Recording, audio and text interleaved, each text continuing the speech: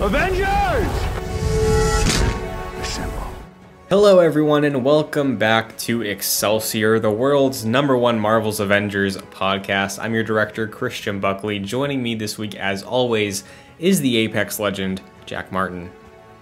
Excelsior, Christian. Good to be back with you after a week off. Yes. You did a very exciting, eventful thing in the week off. Would you like to share? I did, yeah. I adopted a little kitty. Her name's Tessie, after the Dropkick Murphys Red Sox song. Mm-hmm. She's 3.5 years old. She's very vocal, literally talks all the time, which is very cute. So yeah, she's great. Big cat guy. That's a huge character development for me. Used to be a big dog guy. Still like dogs, but started hanging out with a lot of cats in the past few years. And I was like, you know what? Kind of want one of those. And then kind of made me want to have a dog even less. Because dogs are like little kids, and cats are just like little fur things that walk around your house that you feed every once in a while. So yeah, it's pretty easy. Cats are like roommates, you know? Yeah, exactly. And of course, love dogs, you know? Always love dogs. But yeah, my sister got a cat in college and then another one a couple years later, and they were around the house before she ended up moving out to her own place. So I love cats. I'm a cat guy as well. Preference over dogs even, but yeah. Congratulations. That's fantastic. Yeah, thanks. It's been very good. She's very sweet. I have her outside the room, but maybe once in a while you'll hear her. I got a bell on her. So I will mostly be keeping her out just because I don't want the bell ding-a-linging in the background, but yeah, she's very sweet. Very nice. Well, when you were being very wonderful adopting a cat, I watched Eternals again last week. Yeah, how'd that go? So, listen, I know when we had our conversation before, I was a bit more positive on it than you were. On a rewatch, though, I'm even more positive, I think. I really liked that movie. Yeah, I saw 4 out of 5 on Letterboxd from you. Is that right? Yes, sir. That's a 4 out of 5. It's still like upper mid-range in my ranking, which just truly feels pointless at this point when I look at that. No, you're right. But no, I really think that Chloe Zhao did a very good job telling an emotional story. And on a rewatch, I think you see that more. Specifically the stuff with Thena. I think Icarus has a very interesting perspective, because I didn't really look at him as a villain this time around, knowing that twist was coming. And yeah, my issue is still very much, I think you could have cut out the Bill Skarsgård CG thing and allowed the flashbacks to breathe a bit more. But by the end, I still think that you're able to get on board with the surviving characters, at least. And Gilgamesh also, I liked him, but he was killed, so... Yeah, that's good to hear. I'm still not planning on rewatching it anytime soon, but I think I mentioned to you, like maybe on like a rainy day where I'm like, you know what, haven't seen this movie in forever. I'll check it out. I enjoy the cinematography look of the movie. Beautiful. Yeah, totally. And it does feel different from a lot of the MCU stuff, so I do appreciate that and the attempt at doing something different. Just the story didn't connect with me very much. Sure. Felt bloated in a lot of instances. Yeah. So that's something I'll revisit eventually. But yeah. Sure. Yeah. And I'll also say this: Cersei and Icarus were very much like front and center. And it's a long movie, so everybody else gets a time to shine. But I think their relationship was the least interesting part for me, which I can understand being a disconnect, just because that is kind of the main focus for the first half, essentially, just to get you on board with it. But yeah, I'm looking forward to Star Fox and Harry Styles and Angelina Jolie teaming up in the future. So yeah, I think that's what a lot of people were really excited for after that movie. Hell yeah. Well, we might have reason to be excited about this here Avengers game once again, Jack.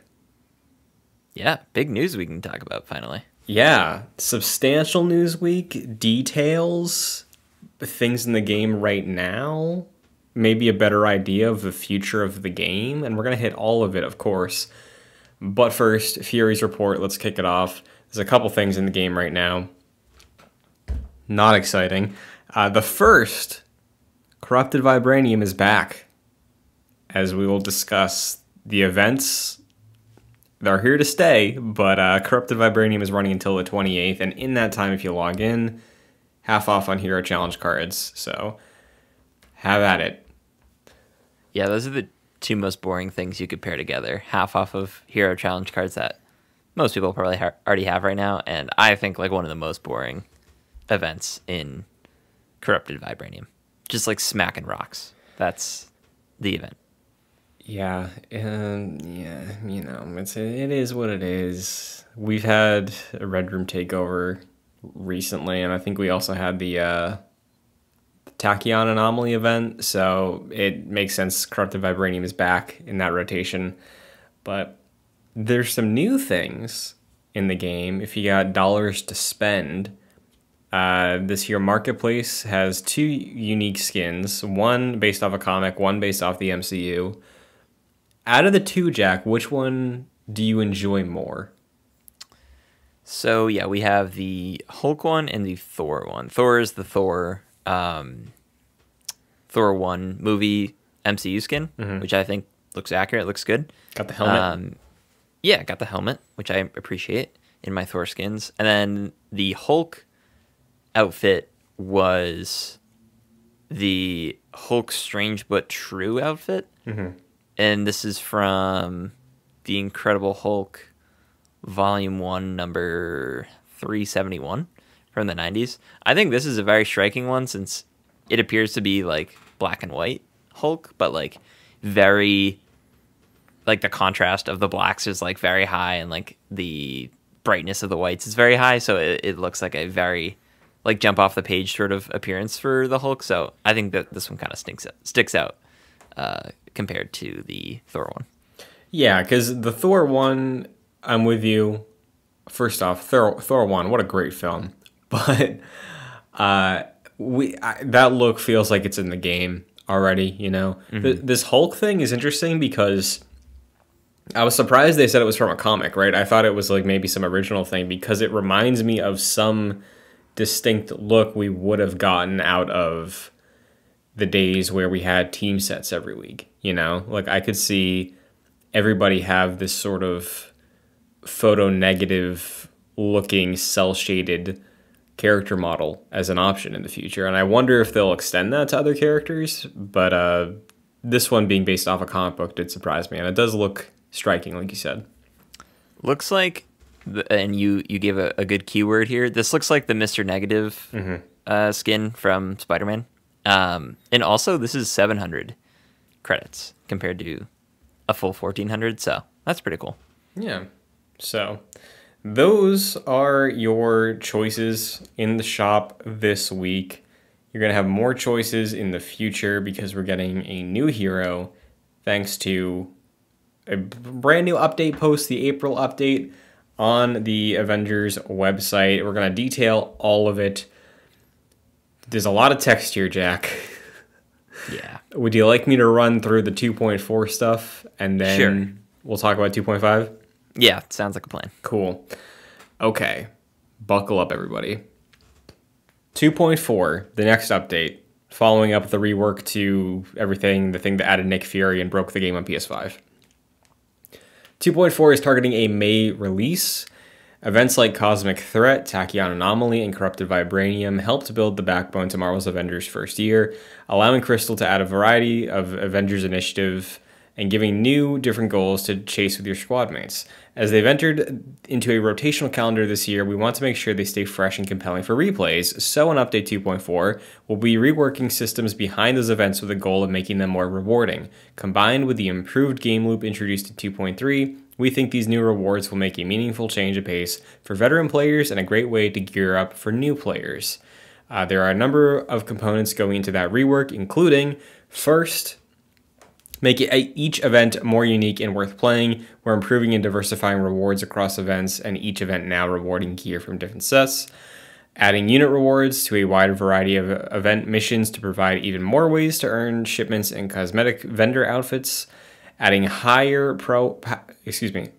power level gear rewards to meta objectives to create another path to gear up beyond the soft cap on drops for non-raid / Omega level threat content.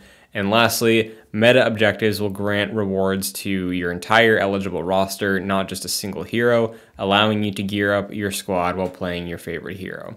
Now, I believe when they say meta objectives, I think that is referring to, like, hey, do this thing on your hero on your account and you'll get this thing out of it. I believe that's what a meta objective is in this game. Because I've never seen that term used before.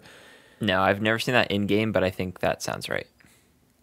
Yeah, so it could be wrong, but for the sake of conversation, I think that fits, and it would make sense that they're going to be continuing to iterate on the changes that, like, we as players see returns on when we do our challenges. So they've made it very clear that that's a priority for them, as they've shown with some of these other points. So I think that makes sense. And lastly, on 2.4, they mentioned the overall goal is to make events more compelling and reward mission and objective play. They're going to do more blogs in the future as we approach the 2.4 update in May. But Jack, what do you think of all this stuff? Not a very exciting update. No. In my opinion.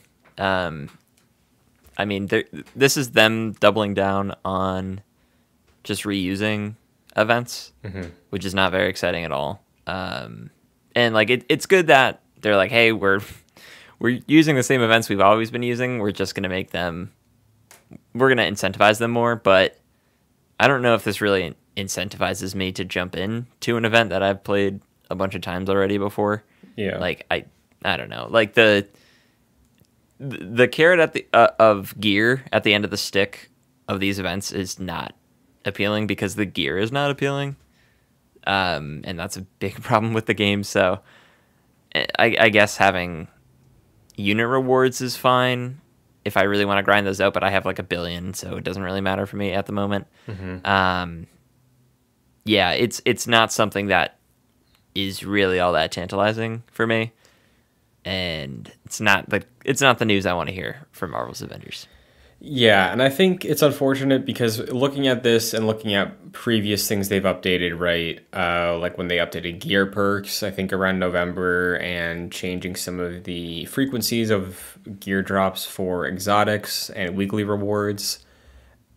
All those things that they talked about and all the things they implemented were like, hey, this is good. It's not really exciting, but the fact that this is being fixed or changed or made better means that the next thing you can do is building off that, right? Because I do think with the way they worked or reworked gear with the perk system and the, not transmog, but like being able to progress rather than just looking for better drops.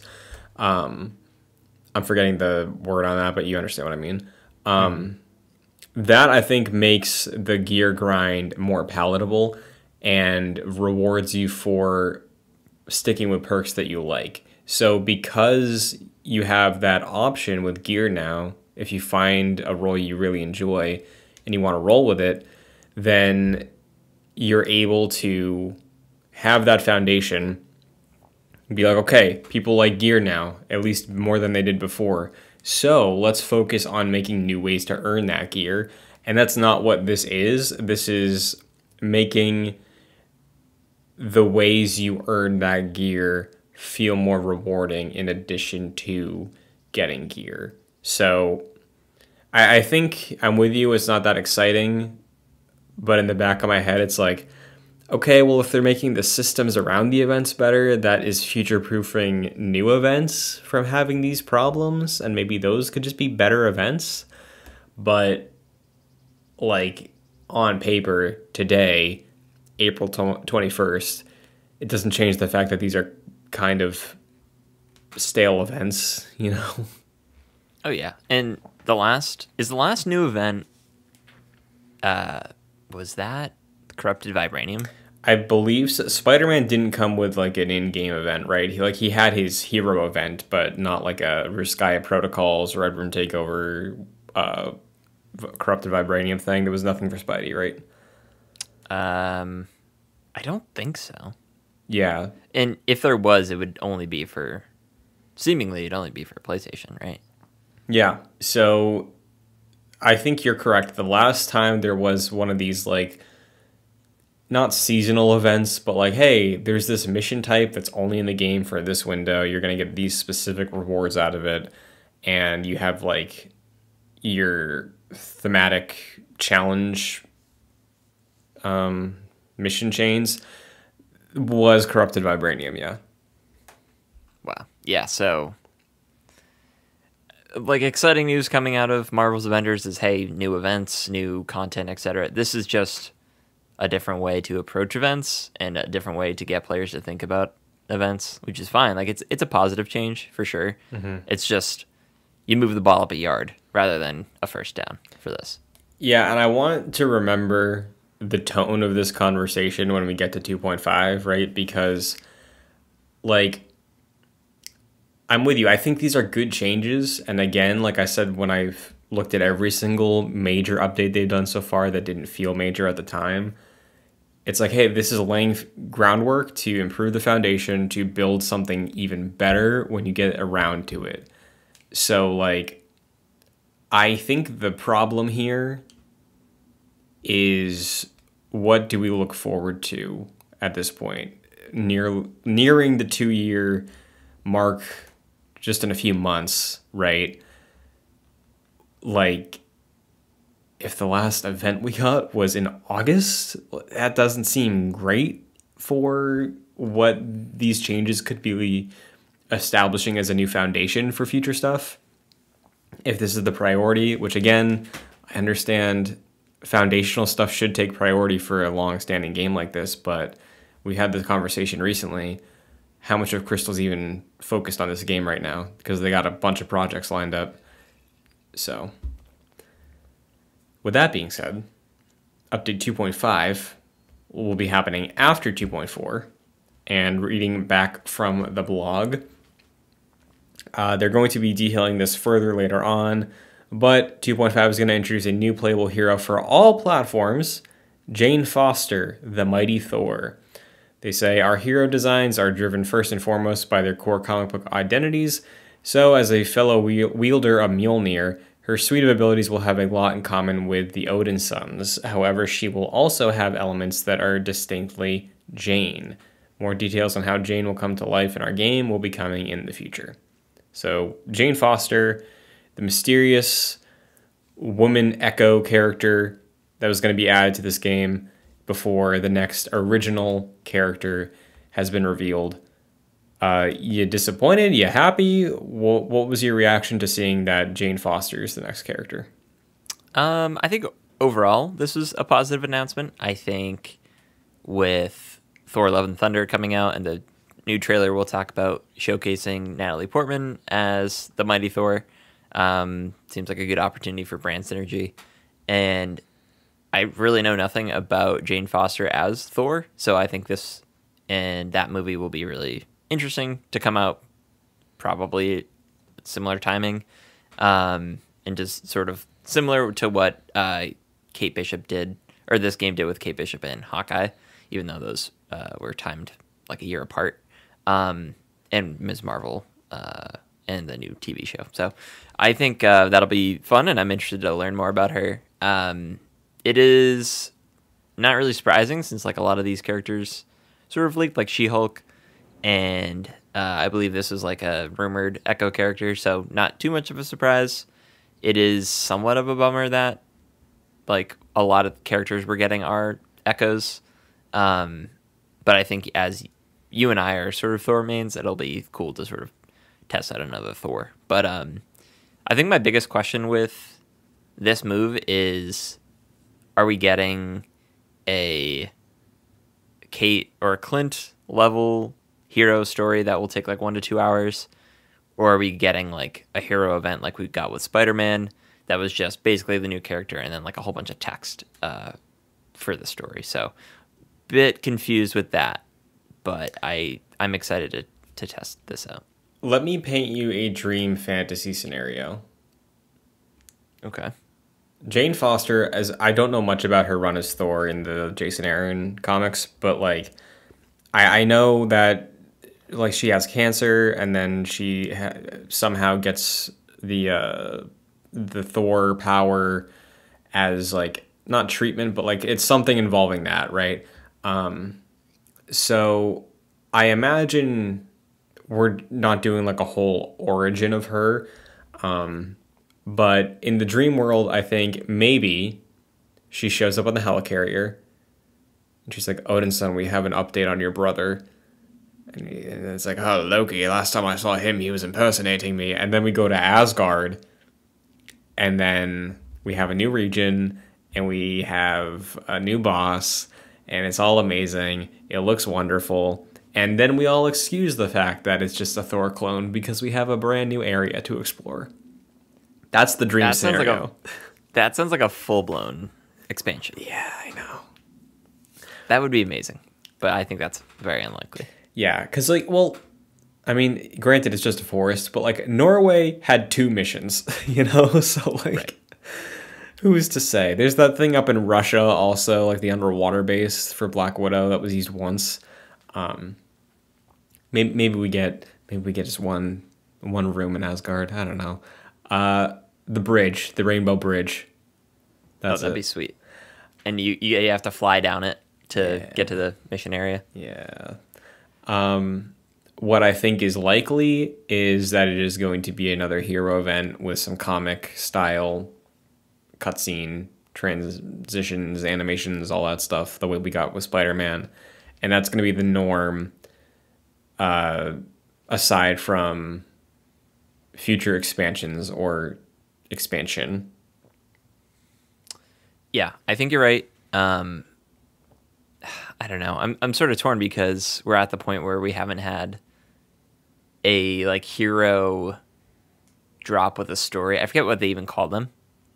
We haven't had like a, what was it? Operations? Yeah, we haven't had like a hero operation, right? Like a whole new operation since, I guess War for Wakanda, but that was, you know, obviously more of an expansion. But I guess like Hawkeye with Clint. Mm-hmm. So the last thing we had was Spider-Man, and it seems like that is probably what we're gonna get. I think tempering expectations is probably smart with this game at this point. But I think if they come out with a whole new operation for Jane Foster's Thor, I think that'd be awesome. I'm kind of at the point now where this game is saying it without saying it, but these are the sorts of updates we're going to get from now on. Like a roadmap seems like completely out of the question at this point. Yeah, and these are just the type of updates we're going to be getting. Yeah, which is unfortunate. However, I think the game still has some juice in it. We'll see how the summer goes, right? We'll see the scope of Jane Foster, like you said, probably best to temper expectations. But even if whatever, like if it's a small thing, reusing the Norway stuff and adding in one new boss, I think that would also still be like small enough that it's not the scale of something impossible at the state of the game right now, but make it feel a bit closer to like Hawkeye's thing. Not a new area, but an underused area with the new reasons to be there. That could be nice too. Yeah, and a new villain sector seems like a must for this. Yeah, dude. There's that big Loki cliffhanger. It's still there. Yeah, you would think they would presumably pick up on that. Yeah, dude. With this. When I read the prequel comic, when we started the show up again, and Loki was in that, I was like, okay, that's going to be build up to an Asgard expansion. And yeah, we know what the game is now. But it's just a shred, just a small thing. You know? I could even see a world where it's not even Loki as a character model, it's just him being Thor. So it's another Thor, but he acts like Loki. I don't know. Like, I could see them do that, and any shred of closure for that thing before this game ends. I don't know. Yeah, hopefully. So, but yeah, there's been a lot of discussion about if this is the right move. Obviously, on the PlayStation side, it's not the biggest deal that we're getting another Echo because we had 2 original characters recently. For everybody else, the last time we had a new character was last August, and before that, it was just 2 archers. So I can hear maybe the PC and Xbox crowd being a bit let down that the next character is Mjolnir 2. But yeah, I think odds are there's another character this year. So don't maybe not write it off just yet, but yeah, I think there is potential for Jane to be fun. I know that might not mean much coming from somebody who loves playing as Thor and just has another reason to grind that again in the summer, but yeah. Are you on the this is a good move, this is a bad move thing? I know you said you're interested in seeing your kit and the differences and how they frame it, but for the state of the game, do you think this is the right call? I mean, I think it's good, but it's going to be one of those things where people play it over a weekend, and like if some people will choose to do the 50-150 with her, and some will just be like, all right, that was fun for 2 hours, and then that's it. I think I'll probably be in that camp. I'll just play the story, if there is a story, be like, that was fun, and then just turn it off. I haven't played since I tried the 2.3 patch that kept turning my game off, so I was like, "Ma, I don't want this to corrupt any save data or whatever." So it's kind of where I'm at right now. Yeah, I will probably wait to hop in until 2.4 is out at least, because I wanted to check out 2.3. I never did. I claimed the Iron Man skin, and then I just narrowly got past deleting the game off my hard drive. So True. Need that space. But that's it for the Avengers updates right now. Hopefully we'll have more to share from Crystal's blog next week. We'll see what's in store for Marvel's Avengers as we approach the 2.4 drop. But meanwhile, got some interesting things going on. The first thing I want to shout out, I could have had a killer transition here, but for the sake of transitioning later, we're going to pause on the Thor talk. Morbius is failing at the box office. Are you surprised? No. I didn't think it'd be this bad, but wasn't it like a 75% drop between week 1 and week 2? Yeah, it's not looking great. We had a holiday weekend between this recording and the last time we talked, and Morbius, I don't know where it placed on that weekend, but there was a new film that came out being The Secrets of Dumbledore, the new Harry Potter world movie, which also, both that and Morbius lost to Sonic 2 for the holiday weekend. So Sonic, a movie that's almost a month old, shot all the way back up to number 1, beating a debut of a Harry Potter movie and a Marvel film. Yeah. It goes to show you where Harry Potter fans are at this point. Like, I loved Harry Potter growing up. Of course, there's been just so much conversation about what's going on with J.K. Rowling and things like that. So I just kind of fallen off that, and I was like, oh, I completely forgot there's a new Fantastic Beasts movie, and I have really no motivation to go see it. And if I do see it, I'll just wait for it to be on HBO Max in like a couple months. Yeah. So Morbius, I don't even know what to say right now. I don't want to say like you had honestly, a good run. Good. Yeah. I'm glad it's failing. We don't need these movies. Yeah.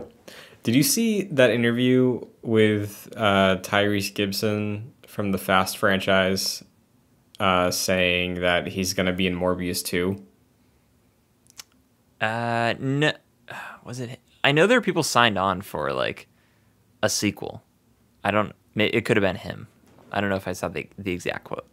Yeah. Oh boy.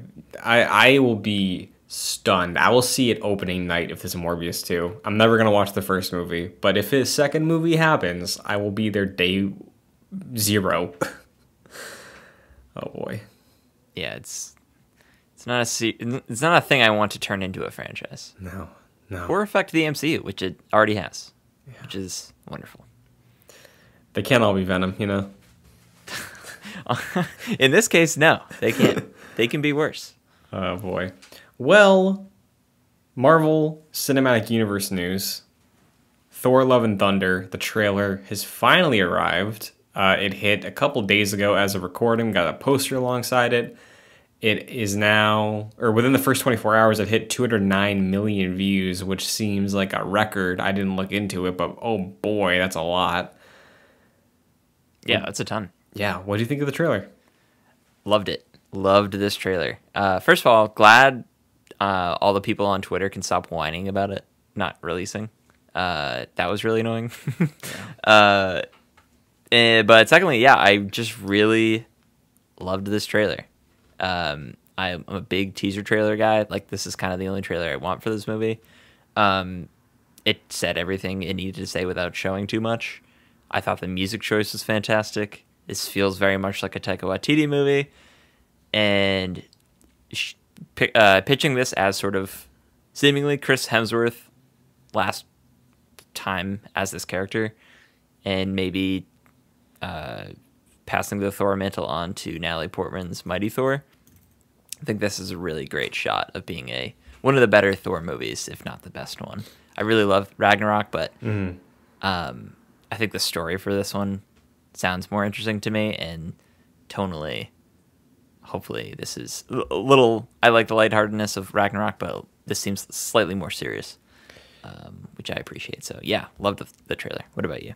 Yeah, I obviously enjoyed it. I'm a fan of Ragnarok also, but I am one of the weird people that does like the older self-serious Thor, and I think what they showcased in the trailer with him sort of addressing where he ended up in Endgame, like Endgame and Infinity War Thor, I think it seems like it's a very split-sided argument in the fandom of like if you love it or if you hate it. And I think the reason Thor is the way he is in the last two Avengers movies is due to all the stuff that they built up and Ragnarok addresses from the earlier Thor movies, right? And I think Ragnarok is awesome. It's so good. But the worst part about it is the fact that like it feels like it's two different tones. And I think now being able to pick up with Thor at the end of Endgame, watch him deal with all the assumedly in like a montage or something, like dealing with the trauma of where he ended up in Endgame and having his swan song and retirement movie. I think that could be a really enjoyable thing, and I think probably be better than Ragnarok if they nail it, honestly, because it's not going to be bogged down with Hela. So right, yeah, and I think the inclusion of the Guardians is really awesome too. Mm-hmm. Picking up where they left off with the back and forth they had going in those movies is really exciting, and yeah, hyped to see them again. This is essentially like, I think you mentioned it recently, like the Guardians keep getting like these side sequels in a way, and it's awesome to just see them come back and forth, like before they even get like a full blown Guardians 3 or even the holiday special. So that'll be fun too.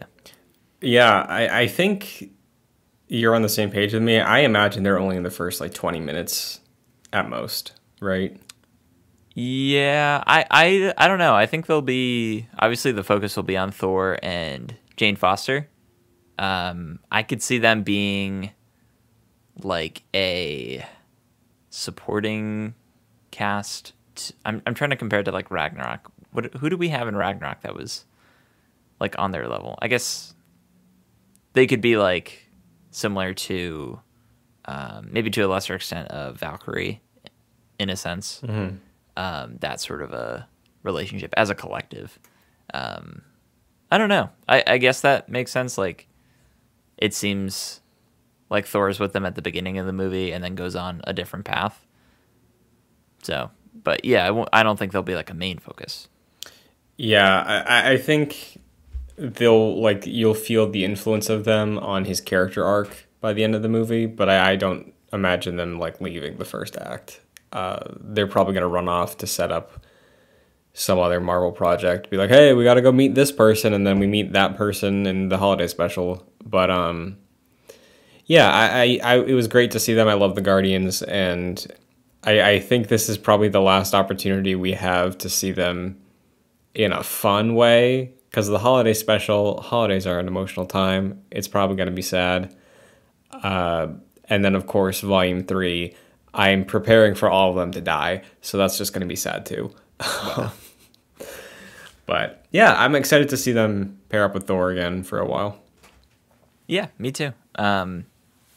I think if they totally do this is Thor's like retirement movie, and he's like passing the torch, I think that'd be awesome. Be a really great way to close out. This is the 4th Thor movie. I had to think about that. Yeah. Like, have we gotten a 4th project for a character yet? Like, is this the first 4th movie? I think this is the first 4, yeah. Because Yeah. the only one that's lined up next would be Captain America and Spider-Man. So. Right. Yeah, so that's interesting to me. Clearly the character's been around for a really long time. Like one of the characters that remains right now that is like one of the originals. Longest standing characters in the MCU. So cool that he's getting a send-off.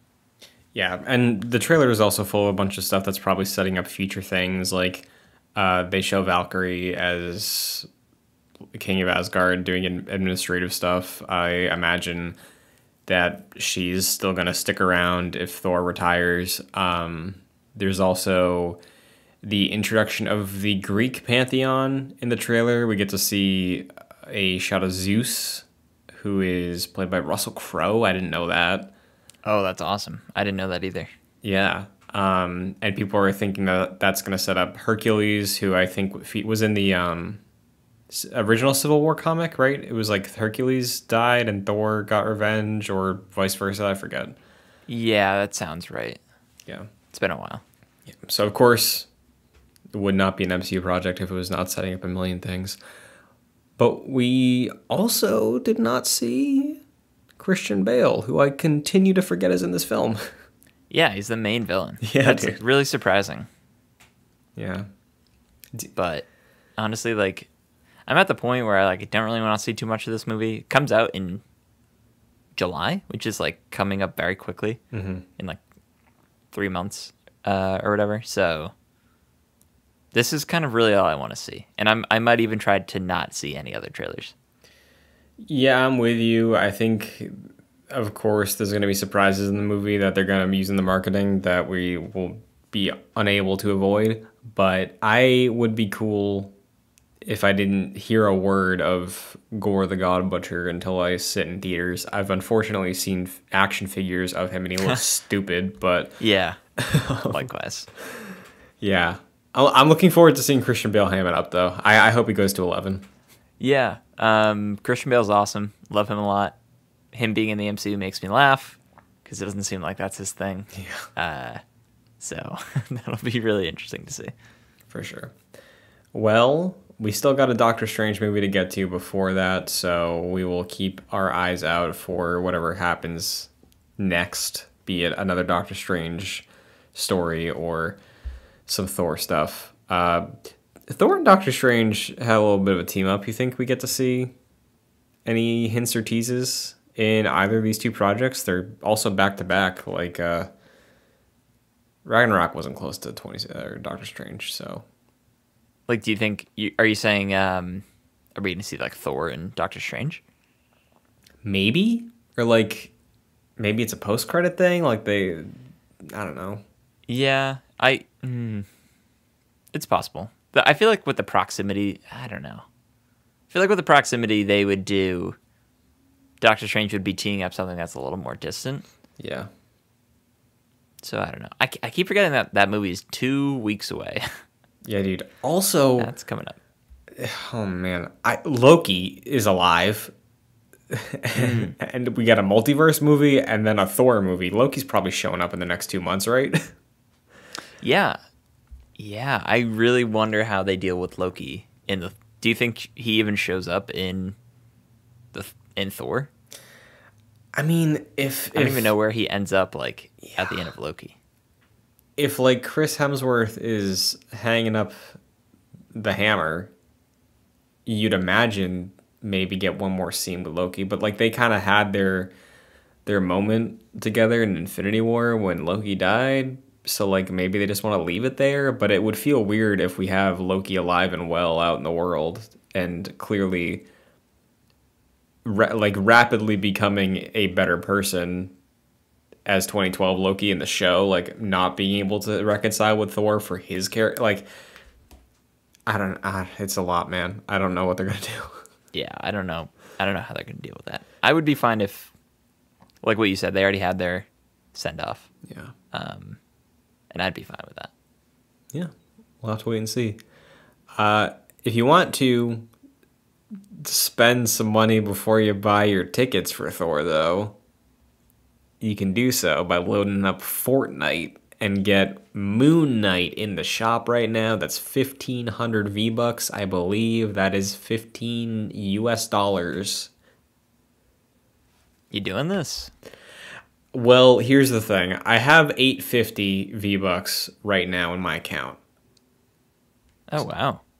Because I did buy the last pass to get to Spider-Man, and Spider-Man was level 100. So I did max out the V-Bucks returns on the pass. And I also forgot to cancel Fortnite Crew, so they gave me more V-Bucks. There you go. But yeah, I don't know. Like, I think it looks great. Did you get a chance to see the skin? Yeah, I think Moon Knight's costume is pretty sweet, and I think the Fortnite skin looks equally sweet. Yeah, and I believe they allow you to have the two styles of Moon Knight and Mr. Knight with just the purchase. Oh, that's cool. Yeah, but I'm probably not gonna buy it. I'm holding out for. I don't know what I'm holding out for at this point, but yeah, It's been years since I've played Fortnite. Really, but I loved it. The last time I played it was in 2020, I think, when they did the Marvel event. Was that in 2020? Oh, that's a good question. I think the Galactus event. Either 2020 or early 2021. Yeah. That's the last time I played. Yeah. Honestly, I think you should try out the no build mode because it's quite good. Honestly, I think that would be a great way of getting back into it, because as soon as I get in, I was like a decent builder, but I'm seeing these people construct cities in minutes, and I'm like, nope. All right. I think it's fun. I think it's good. And there's also rumors and rumblings of another Marvel season maybe this summer, and Doctor Strange is in the Battle Pass right now. I know you missed out on Spidey, but the Tom Holland suit pops up in the shop here or there. So, yeah. I know it's a meme, but I think Fortnite's truly a good game. So, if you're listening... No, Fortnite's awesome. Yeah, if you're a fan of Marvel, if you want to play games Moon Knight, check it out. $15 and a free download. There you go. Yeah. But Jack, speaking of Moon Knight, we got 2 episodes to touch on this week. We got episode 3 from last week and episode 4. We don't really have to do spoiler-free for episode 3, so diving deep into it, I think this one, based off what I saw online, was a bit divisive, but I enjoyed it. I really liked episode 3. How did you feel? Yeah, I'm with you. I'll say overall the show isn't really hitting for me at the highest level, but I enjoyed episode 3 more than episode 2. I think 1 and 3 were my favorites at the time. I enjoyed the starting like action with Mark and the 3 men that he was fighting and like running through the streets and all that. I thought that was really exciting. The turning back the time stuff was really cool. I think the cinematography of the lighting of, I think the boat ride with Mark and Layla was really beautiful, honestly, and I really enjoyed watching that. I thought the end fight scene was really cool. I thought there was a lot to like about episode 3, and I enjoyed it a lot. Yeah, for sure. And I think another thing I loved was they called back to the technique they used in episode 1 that I was a massive fan of the audience like perceiving what the dominant personality of the episode perceives, right? Because episode 3 is mainly focused on Mark in the driver's seat, and there are a couple moments where Steven takes over, and similar to how in episode 1, when it was the Steven show and Mark took over, it skipped ahead to when Steven regained control for the audience because that's who we were following. They did that again here, in kind of a funny way where they used it to have that combat encounter you're talking about end, and then sort of turned back into sort of a comical sort of situation, being like, hey, actually, I know I said that, but I'm going to beat you up again. So that I thought that was a fun return to a technique that I really liked in episode 1. Yeah, and setting up another personality, seemingly, was another like thread that I enjoyed, because I think they sat on it long enough for the audience to be like, oh, there's 2 personalities that we're cycling between, but then Mark waking up and be like, Steven, what was that? Like, you just murdered these guys. He's like, that wasn't me. And Mark's like, that wasn't me either. And like, that's kind of where we leave it off. And we still don't really know the fruits of that yet. So that is something I think in the next couple of episodes that could be really interesting to be like, whoa, who are we dealing with now? Seems like the more brutal, the most brutal of the 3. So that's really, I thought that was one of the most interesting things the show has brought up so far. Yeah, and I think it was also interesting seeing that sort of like the idea that there's a third personality, right? I saw some people go thinking that it was Khonshu, because later in the episode we do get the moment where Khonshu does assume control, at least over the voice of Mark and Steven in that sort of courtroom scene. Of course, it's not, but I did see people be like, oh, what if it was that? I don't think they're going to throw a swerve being like, oh, actually, Khonshu can control him, because I'm sure he would be doing it the whole time if he could. Yeah. And that's another thing. I really enjoyed the courtroom scene. And I like the sort of Khonshu in that moment, like being able to control the voice of Mark or Steven. And like him just being on trial, I think was really interesting. And Khonshu like messing with the sky to assemble all of those gods. I thought was cool. And it's another cool layer of the MCU being like, yeah, we have like galactic level things, and we also have like Egyptian gods and things like that.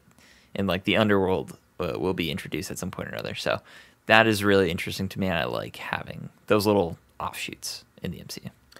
Yeah, and I also think it's funny that Khonshu, who's this character who initially was presented as like terrifying, right? And still is kind of a creepy design, right? Like it's a bird skull that's like 10 feet tall.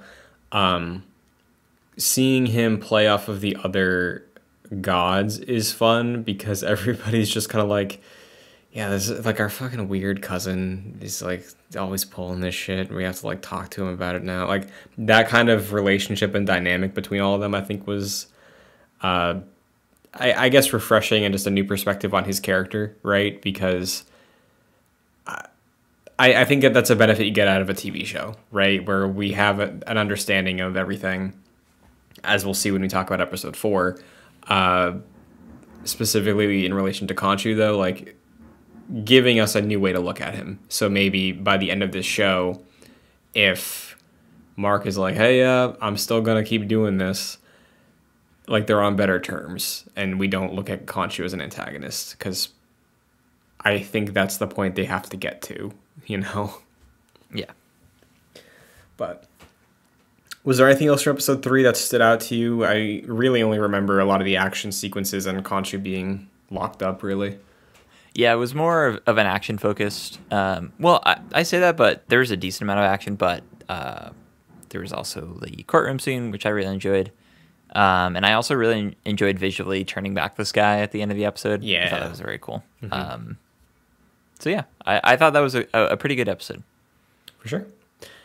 Episode 4 rolls around, and as typical Marvel fashion, we got some twists going on here.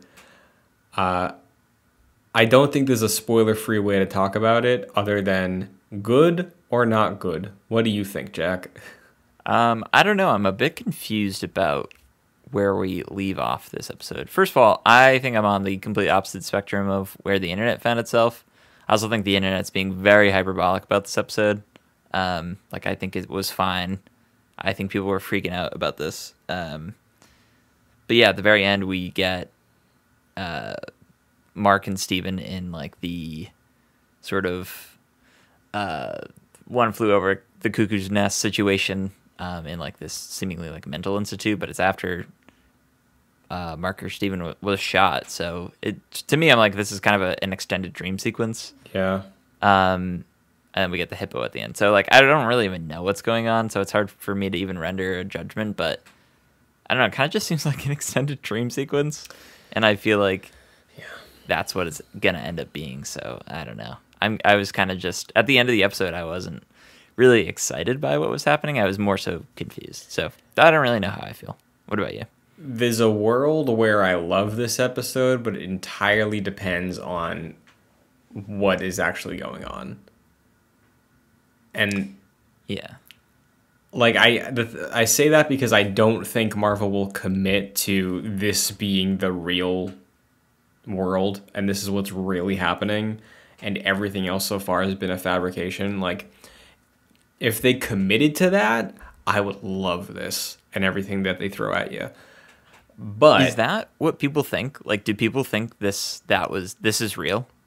I think that's maybe the dominant theory online, because I did see somebody be like, what if it's just a dream? That wouldn't be as fun. And I'm like, you're right, but why are you acting like that's a very minimal chance of happening? Honestly, that's very surprising to me, and I think you're right. If it ends up being like this was the reality all along, and that was just in their head, that would be pretty incredible, and I think that would make this show stand out. I do not think that's going to happen, and I think it's going to be a very boring, that was a dream sequence because he got shot. Yeah, and that's the thing that has me split, right? Because everything else we cover in this episode, I think, is still continuing the plot. It's like, hey, this is really enjoyable. I'm liking the performance of Oscar Isaac and everything we got going on. But I think it's the thing that I said to you when we started going into Moon Knight. Like, I want this show to lean into being a television show. And if you have that reveal and then continue to develop that in the next episode, because that's actually a twist and not a fake out, I think that makes a good limited series, you know? Like, just because they have you on this roller coaster, and it's not just like I'm continuing to watch a movie. So, yeah, I don't know. I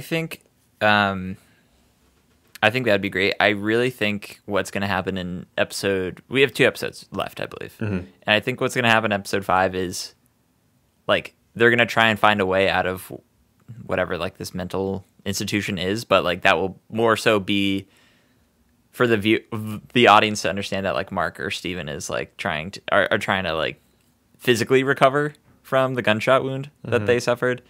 And that will just be more of like a visual explanation of what's happening in reality. Like, I don't think where we find ourselves is like the new reality. I was really confused by everyone's reaction, being so positive, and I think it makes more sense if people think that is the case. And I'm very doubtful that this is like the actual, like they actually go there, like what you said. I'm not really sure that's going to be the case. Yeah, because like if it is the case, I think that makes Moon Knight like step up, and like I really love what they're doing with it. And I'm not going to write it off as there's no chance that it's the case, because I do think there's a chance that we could just continue and roll with this and then have a resolution based off of where we actually are. But this is the Marvel Act 2, villain wins hard, and then you got to overcome it, and then you just end up winning in the last 20 minutes, you know? Like, that's sort of... It makes too much sense for where we are right now for this not to be that, right? Yeah, and I think to your point of this feeling like a extended movie, It very much does. I think this being like the dream sequence that they sort of cut off in the middle of it, only to pick up in another episode, just feels really messy. Yeah. If that ends up being the case. Mm-hmm. So yeah, I kind of walked away from this episode being very confused at the end. I thought it was like visually interesting, and I think having questions at the end of an episode is good TV. Mm-hmm. But I don't know. I don't see this ending very well story-wise. I think this will just be like, wow, that was weird. On to the big battle at the end of the 6th episode. Yeah, that's my worry right now. So I still think as an episode, though, it's good. It just depends on the added context, if I love it or think it's fine, I think. So yeah, I walked away from this episode being like, that was fine. Mm-hmm. I honestly think the ending of it kind of soured it a little bit in my mouth. And there were parts of the episode that I felt like I had seen 1,000 times before in other media, like the relationship of Mark and Layla being, him being like involved in her father's death, and like that was the reason they met in the first place. I feel like I've seen that in 1,000 different ways. It just felt very familiar to me. Mm-hmm.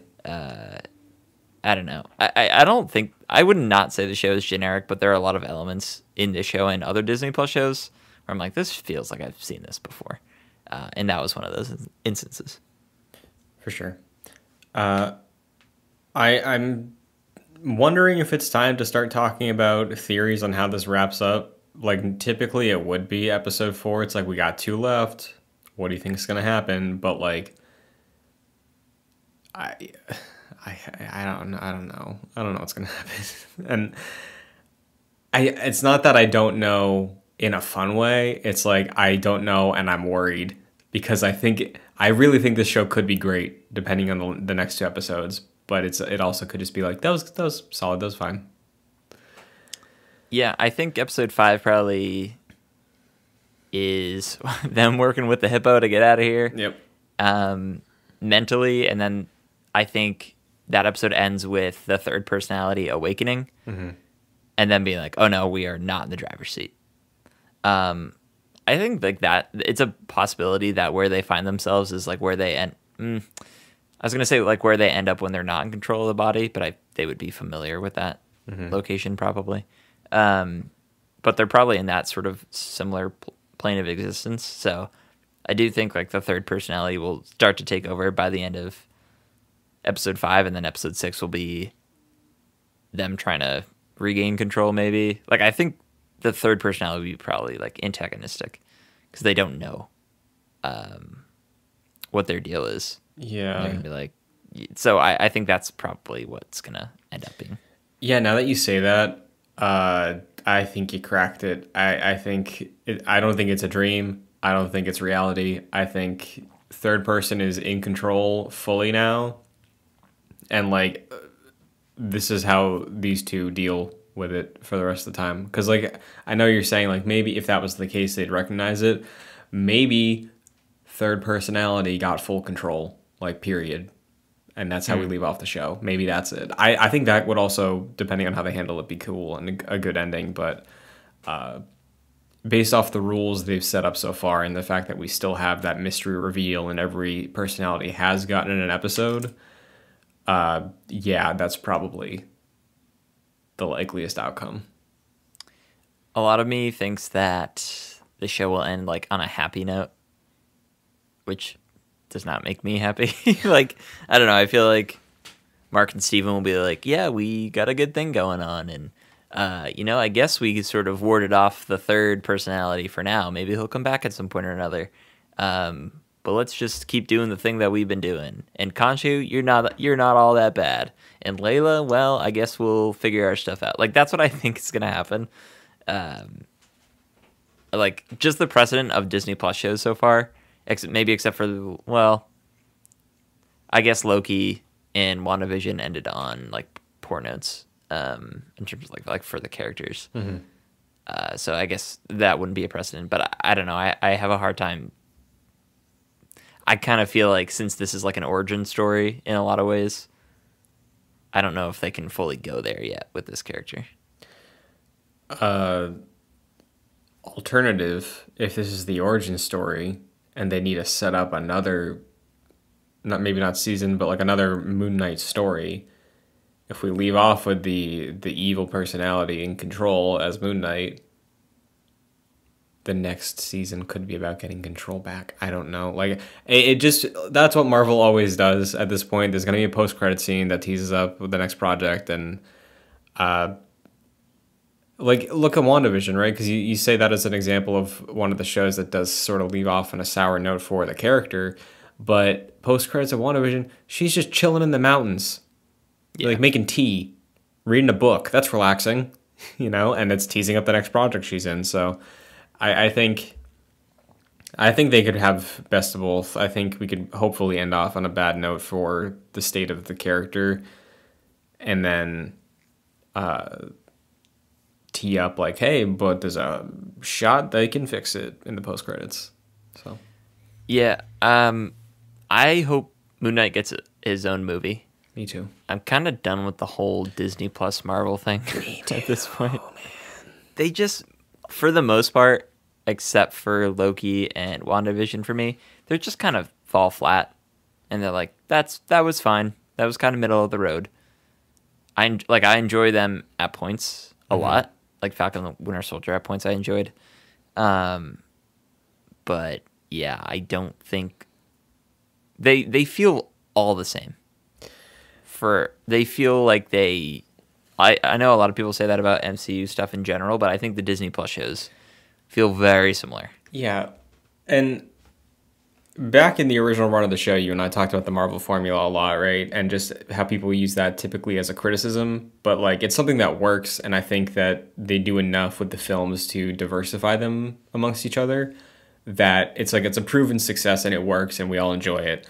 I think the problem is that they're using that same formula across 6 hours every week, Like that's the thing that makes it harder to stomach, because I think also from a fan side, right? Like growing up with the MCU, 2 or 3 projects a year, there's always a lot of hypothesizing, discussion, really fun theories and conversations you can have with people. And when WandaVision hit, I think there was that element of it. It's like, hey, what's going to happen next week? There's some really cool things we could explore with this story they're telling.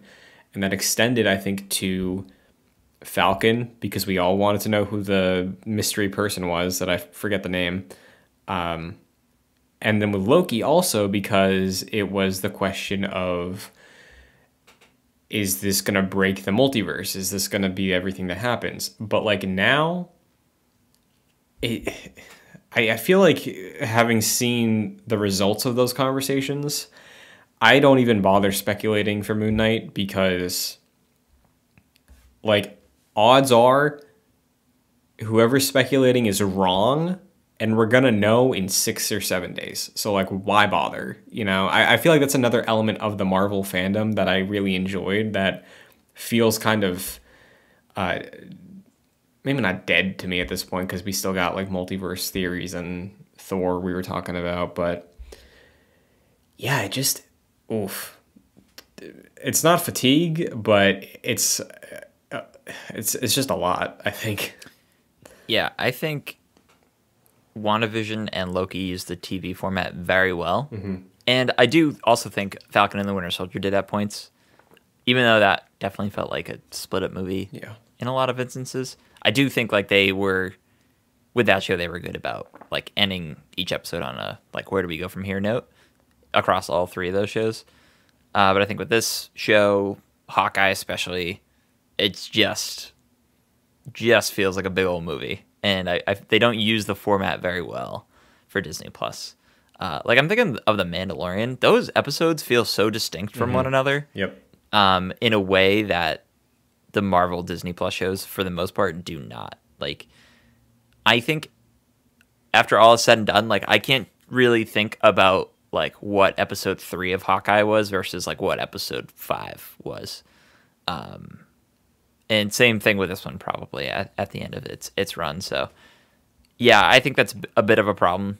since like this is kind of like the Disney Plus experiment with Marvel shows, and I don't think it's been hitting on all cylinders quite yet.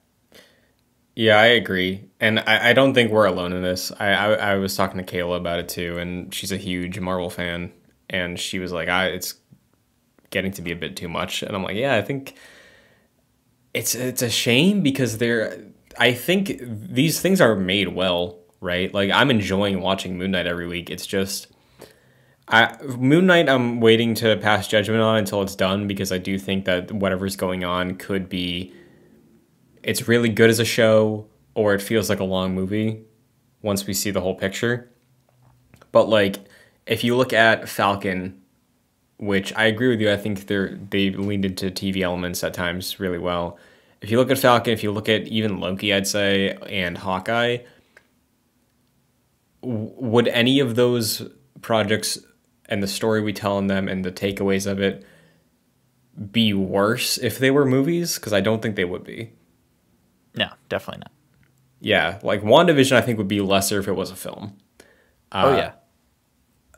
Loki, I hear you. I think I'm still more on the side of like it feels like there was a lot of filler that we could have just cut down to be a movie. And here I think with the twists we're doing and the peeling back of things, it could all come together in a way that I look at it as more than just a split up movie. But yeah, man, it's unfortunate, and maybe Star Wars has the advantage of having all the animated shows, but I'm really surprised that it's such a stark difference in terms of the way they're dished out.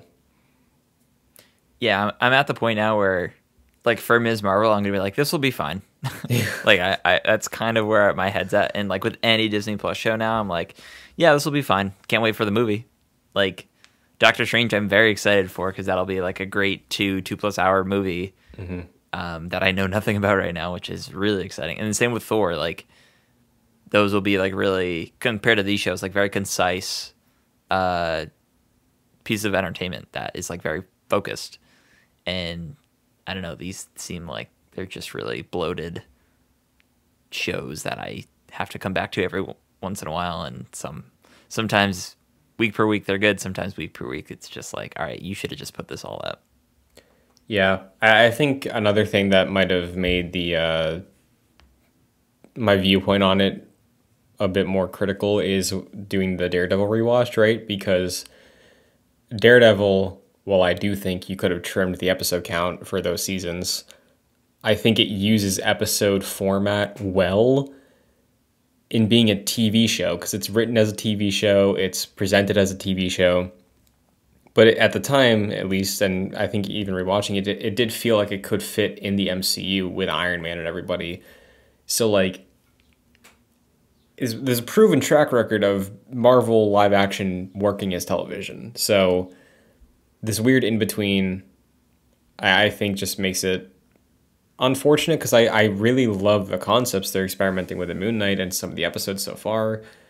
But, yeah, I just hope they stick the landing with it because, again, if you ask anybody online, most of the shows have a hard time sticking the landing. So we'll see. Yeah, and I kind of expect that at this point. Like episode 6, I'm sure that's going to have a lot of issues. Like every finale has had for the Disney Plus shows. So. Yep.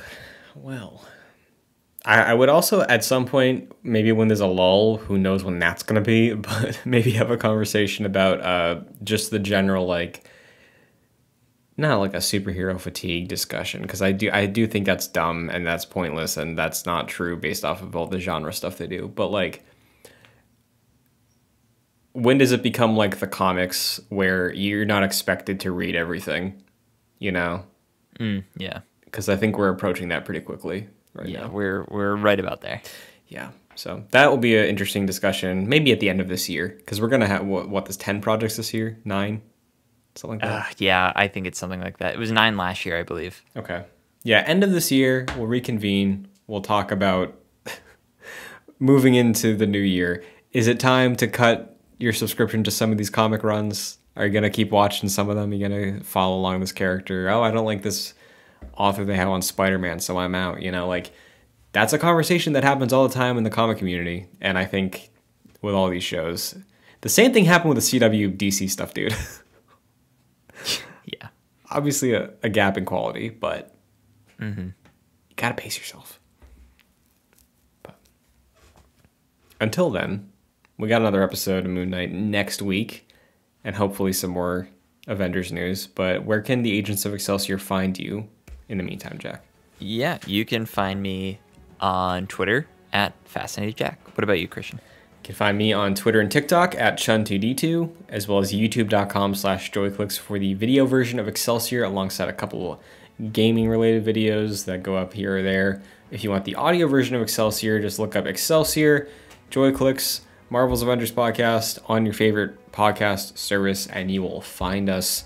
Leaving a rating and review takes a very quick second and is free to do and helps the show out a ton if you enjoy it. And if you want to support the show on a monetary level, you can do so by going to patreon.com/joyclicks at the $1 and $5 tiers.